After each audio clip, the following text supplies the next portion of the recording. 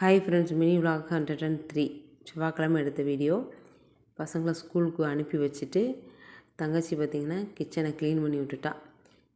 Clean பண்ணி முடித்து lunch செஞ்சு முடித்தோம். பழைய வீட்டிலேருந்து பொருள்லாம் எடுத்து கொண்டாந்து அங்கனங்கன்னு அப்படியே வச்சுட்டோம். அதை வேறு எடுத்து வைக்கணும். மறுபடியும் கிச்சனு கச்சன்னு ஆயிடுச்சு. அதுக்கப்புறம் பார்த்திங்கன்னா சரி கிச்சனை மட்டும்னாச்சும் ஒதுங்க வைப்போம், செல்ஃபில் இருக்கிற மளிகை ஜாமான் பொருள் மட்டும் எடுத்து வச்சிடலாம் அப்படின்ட்டு அதை மட்டும் எடுத்து வச்சேன்.